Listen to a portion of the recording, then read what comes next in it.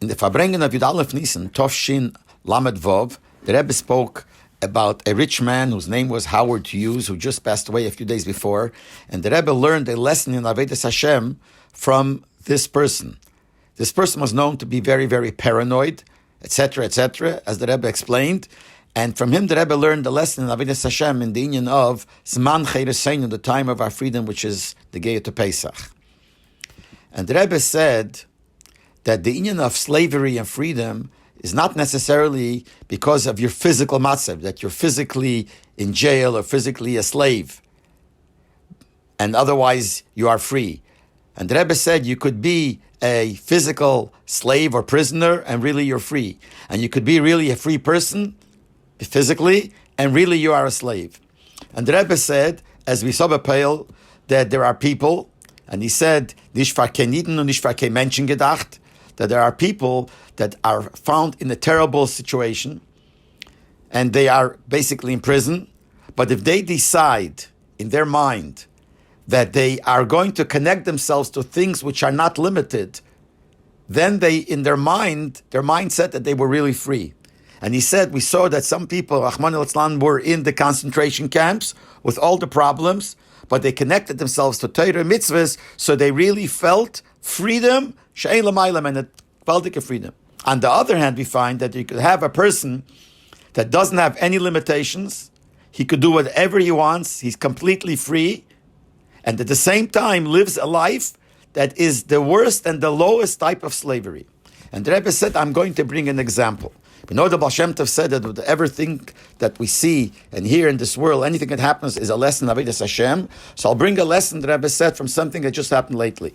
Not long ago, meaning a few days ago, there was a man, the name of Hughes, the Rebbe said, who had passed away. And all the newspapers were talking about it. And he said, what is the Geya to me? What is the Geya? What happened to this guy? Why is it important for us to know? So the Rebbe says, till he thought about it and he realized that he could learn from here a very special lesson concerning Zman Chereseinu concerning Chedesh Nishan, till I realized that this is a very simple lesson and at the same time a very deep lesson.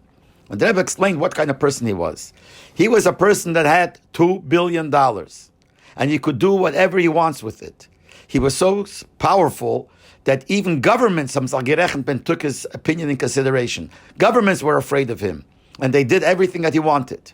But how did he actually live? We know that even a simple child, even a poor person does what he wills, eat what he wants. He eats what he wants, does what he wants. But here we had a person at $2 billion. And how did he pass his life? How did he live? If he wanted to go anywhere, he was afraid that they might shoot him there. Someone might kidnap him. Someone will take away his money. If he wanted to eat something, he was afraid that they're going to put poison in it. He wanted to go someplace, he made a secret out of it, that no one should know where he goes, because he's afraid that they're going to stop him, someone is going to stop him and demand $500 million, demand $100,000, whatever it is. So he couldn't move, he was always afraid. He had many, many guards, and he was afraid of them too, that maybe they were bribed and who knows what they're going to do.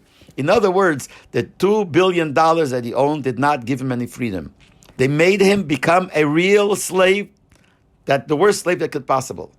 Because a regular slave, let's say a person who's in jail, he's not afraid every moment that they might kill him, they might shoot him. And he even knows that the time will come, he'll be released from prison and he'll have a normal life again. But here we had a person that was completely tied to the things that really was something that he could use for the greatest things, tied to his money, and because of that he was afraid to make any move. So that's why he lived in a way that he had no freedom whatsoever. He wanted to go on the street. He couldn't go on the street because he was afraid. Now, what was made up afraid, it was really what to be afraid of. But the fact was that he couldn't go on the street. He couldn't eat what he wanted. He was afraid they would put in poison. He couldn't do whatever he wanted. And here we're talking about some person that was even more powerful than certain governments. They would do whatever he wants. Because he could have told them that if you don't do it, I won't give you the money. And they would have listened to him. Nevertheless, B'Peil, what happened to his money? Not only didn't he use his money for the right things, but this money made him into a real slave, that he was the opposite of freedom, even though he really had freedom and could do whatever he wants. And this is the lesson concerning every person, concerning Zman Chereseinu. The first thing is that we have to learn from here that you have to use your money for the right things. You don't just put your money in the bank account and use it for right things. But the other thing is that you shouldn't allow the money should make you into a slave. You have to be free. So freedom does not depend in the physical part of freedom. It's in the mindset. How you know if you connect yourself to Torah and mitzvahs, then you are free. And here we have an example of somebody who had every opportunity, everything that he wanted, and really was a real slave.